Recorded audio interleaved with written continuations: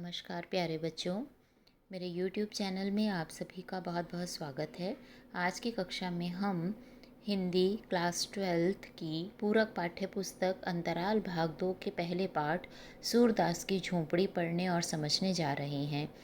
यह कहानी मुंशी प्रेमचंद जी द्वारा रचित रंगभूमि उपन्यास से ली गई है।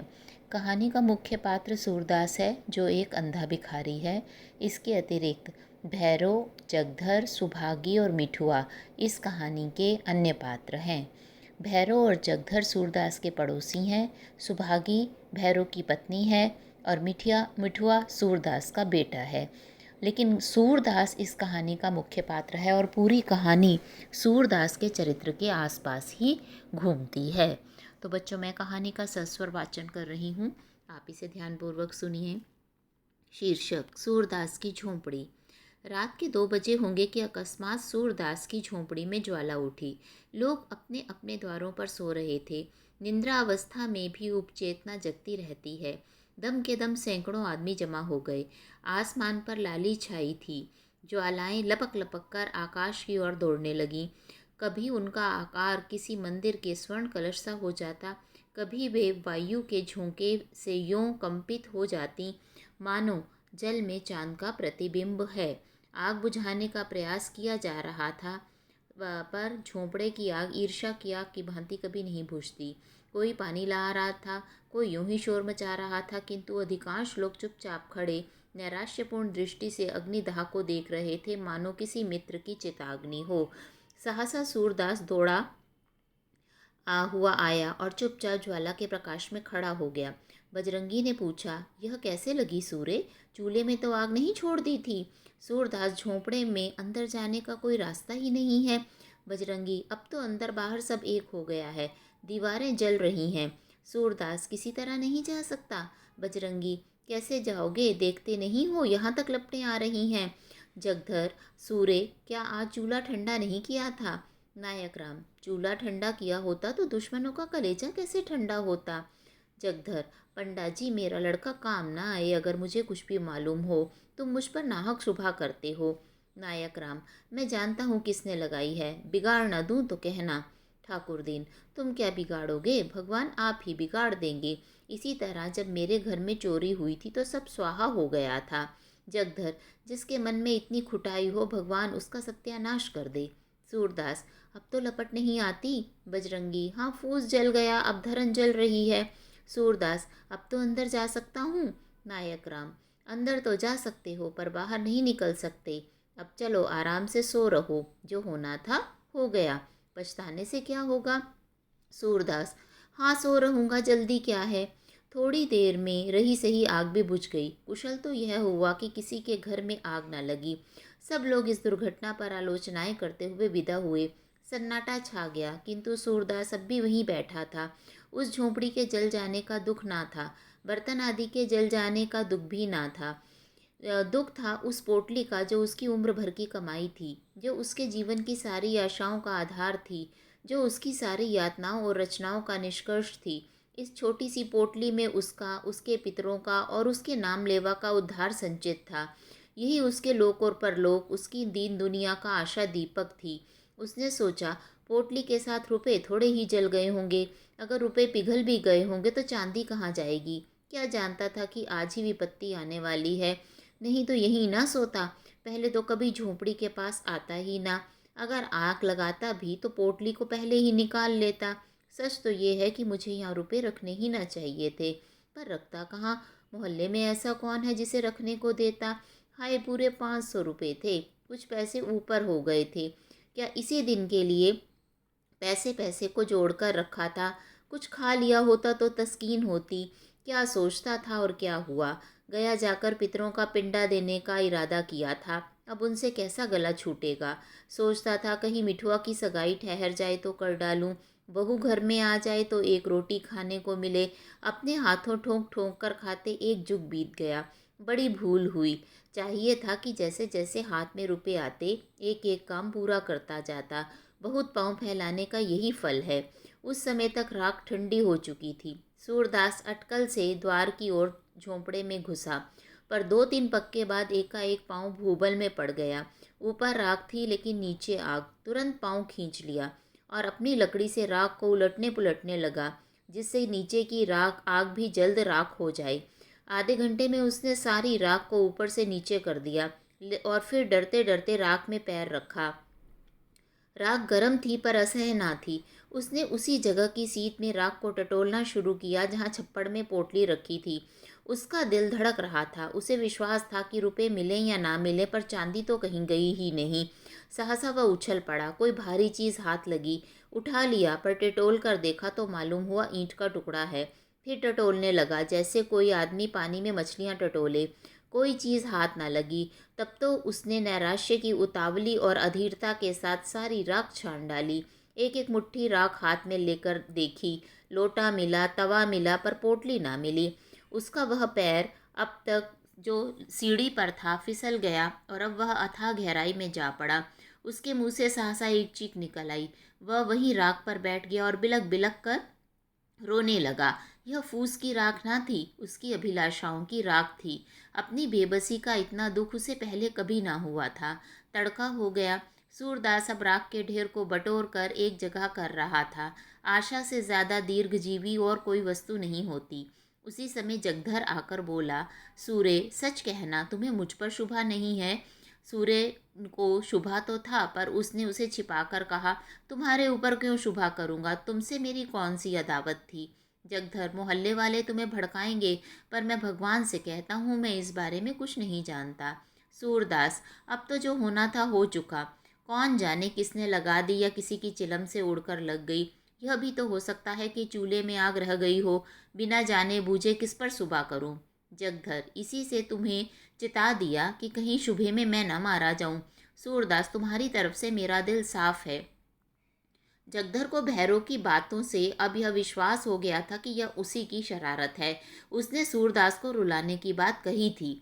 उस धमकी को इस तरह वह पूरा करेगा। वह वहां से सीधा जगधर भैरव के पास गया।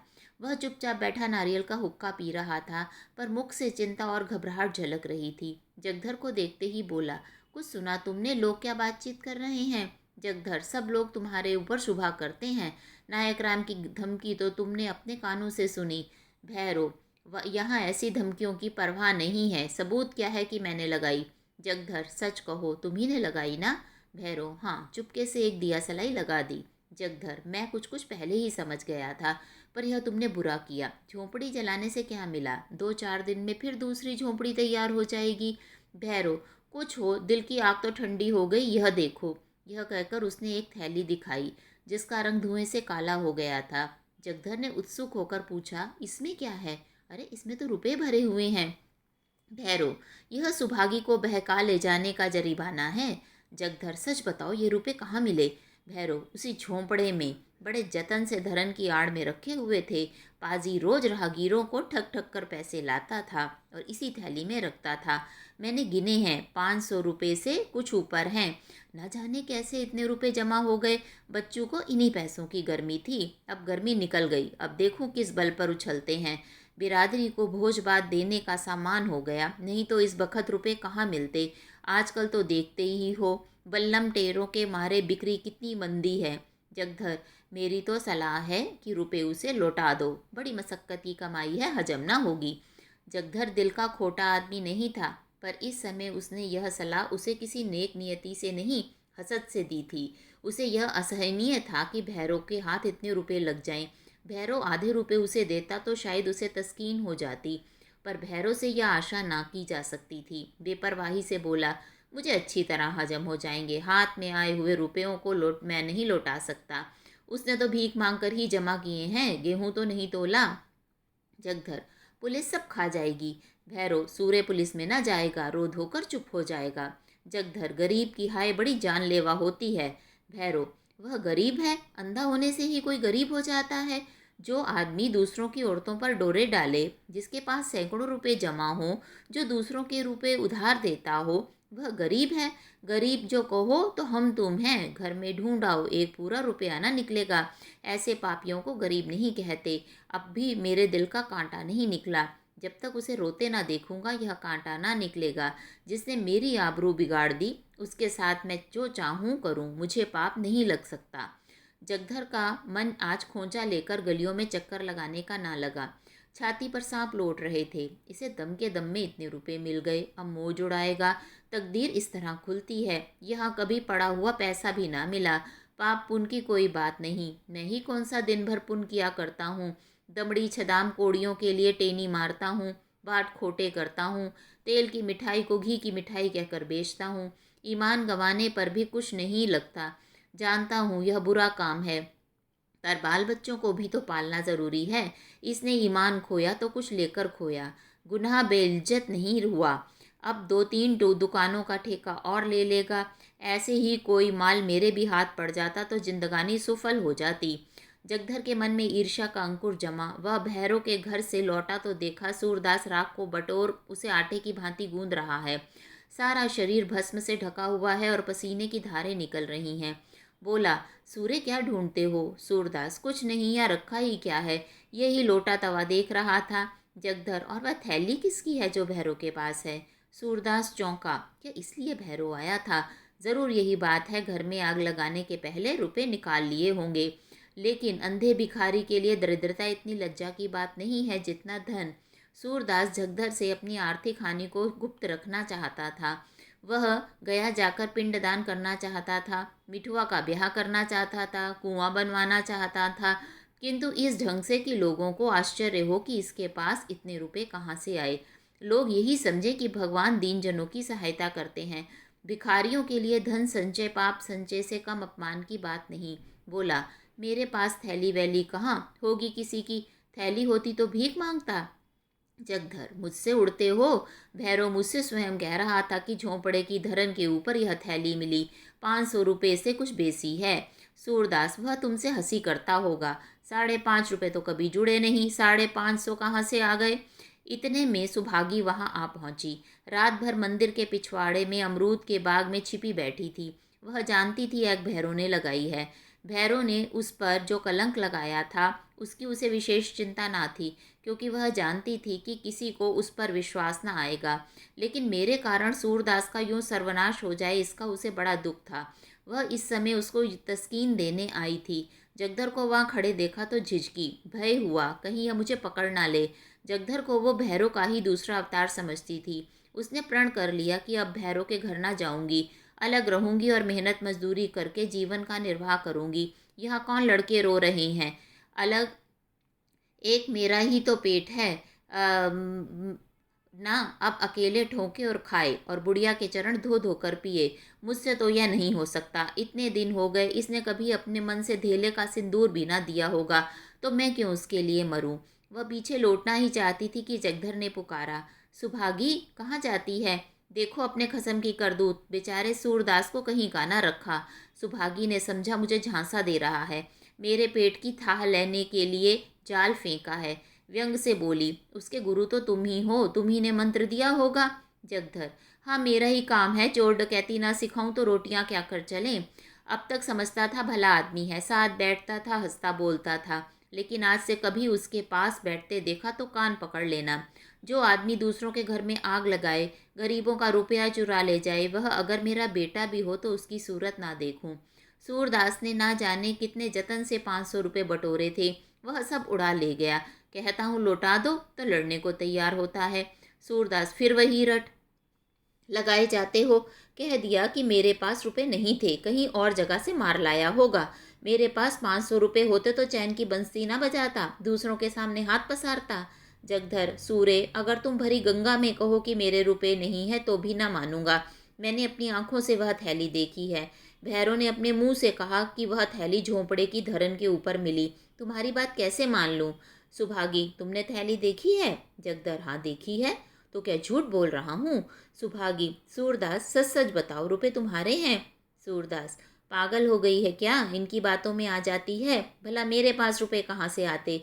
जगधर, इनसे पूछो, रुपए ना थे तो इस घड़ी राख में क्या बटोर रहे हैं? सुभागी ने सूरदास के चेहरे की तरफ अन्वेषण की दृष्टि से देखा। उसकी वह बीमार की सी दशा थी जो अपने प्रियजनों की तस्कीन के लिए अपनी असह वेदना को छिपाने का असफल प्रयत्न करता है। जगधर के निकट आकर बोली, रुपए ज़रूर थे, इसका चेहरा कह देता है। जगधर, मैंने थैली अपनी आंखों से देखी है। सुभागी, अब चाहे वह मुझे मारे या निकाले, पर रहूंगी उसी के घर। कहाँ कहाँ थैली को छिपाएगा, कभी तो मेरे हाथ लगेगी। मेरे ही कारण इस पर विपत पड़ी है, मैंने ही उजाड़ा है, मैं ही बसाऊंगी। जब तक इसके रुपए न दिला दूंगी मुझे चैन न आएगी। यह कहकर वह सूरदास से बोली, तो अब रहोगे कहाँ? सूरदास ने यह बात ना सुनी। वह सोच रहा था, रुपए मैंने ही तो कमाए थे, क्या फिर नहीं कमा सकता? यही होगा जो काम इस माह काम हो साल होता वह कुछ दिनों बाद होगा। मेरे रुपए थे ही नहीं, शायद इस जन्म में मैंने भैरों के रुपए चुराए होंगे, यह उसी का दंड मिला है। मगर बेचारी सुभागी का अब क्या हाल होगा? भैरव उसे अपने घर में कभी न रखेगा, बेचारी कहाँ मारी मारी फिरेगी। यह कलंक भी मेरे सिर लगना था, कहीं का ना हुआ। धन गया, घर गया, आबरू गई, जमीन बच रही है, यह भी ना जाने जाएगी या बचेगी। अंधापन ही क्या थोड़ी विपत थी, जो निधि एक ना एक चपत पड़ती रहती है। जिसके जी में आता है चार खरी खोटी सुना देता है। इन दुखजनक विचारों से मर्माहत सा होकर वह रोने लगा। सुभागी जगधर के साथ भैरव के घर की ओर चली जा रही थी और वहां सूरदास अकेला बैठा रो रहा था। सहसा वह चौंक पड़ा। किसी और से आवाज़ आई, तुम खेल में रोते हो? मिठुआ घीसू के घर से रोता चला आता था, शायद घीसू ने मारा था। इस पर घीसू उसे चिढ़ा रहा था, खेल में रोते हो? सूरदास कहाँ तो नैराश्य, ग्लानि, चिंता और क्षोभ के अपार जल में गोते खा रहा था, कहाँ वह चेतावनी सुनते ही ऐसा मालूम हुआ किसी ने उसका हाथ पकड़कर किनारे पर खड़ा कर दिया। वाह, मैं तो खेल में रोता हूँ, कितनी बुरी बात है। लड़के भी खेल में रोना बुरा समझते हैं, रोने वाले को चिढ़ाते हैं, और मैं खेल में रोता हूँ। सच्चे खिलाड़ी कभी नहीं रोते, बाजी पर बाजी हारते हैं, चोट पर चोट खाते हैं, धक्के पर धक्के सहते हैं, पर मैदान में डटे रहते हैं। उनकी त्योरियों पर बल नहीं पड़ते, हिम्मत उनका साथ नहीं छोड़ती, दिल पर मालिन्य के छींटे भी नहीं आते, ना किसी से जलते हैं ना चिढ़ते हैं। खेल में रोना कैसा?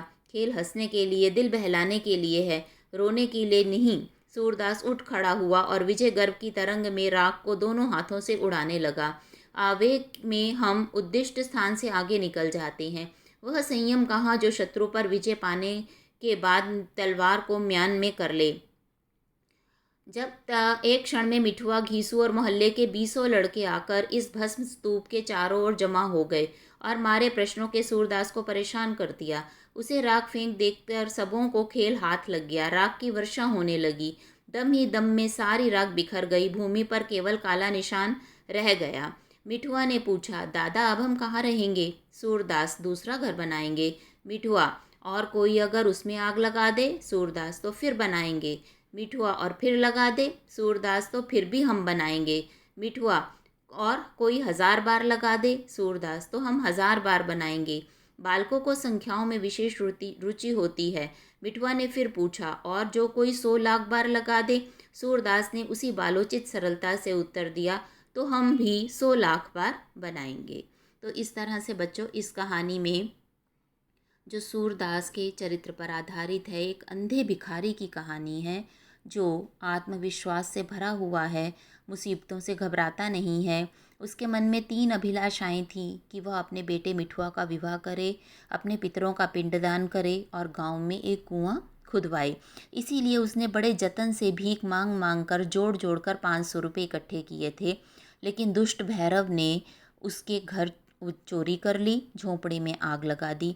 उसका सारा धन नष्ट हो गया, रहने का स्थान भी नष्ट हो गया, लेकिन फिर भी उसने किसी से झगड़ा नहीं किया, क्योंकि उसके अंदर बदले की भावना नहीं थी। वह शांत बना रहा, धैर्यपूर्वक उसने परिस्थितियों का सामना किया और अंत में बच्चों से उसे ये प्रेरणा मिली कि खेल में रोना नहीं चाहिए। उसने भी इस बात को इसी तरह से लिया कि भैरव ने भी मेरे साथ खेल खेला है, मेरा धन चुरा लिया है, मेरी झोंपड़ी जला दी है, लेकिन मुझे खेल में रोना नहीं है। मुझे दोबारा से खड़े होना है, फिर से मेहनत करनी है, अपने आत्मविश्वास, धैर्य और साहस को बनाए रखना है और फिर से अपनी झोंपड़ी को तैयार करना है, रहने के लिए स्थान बनाना है।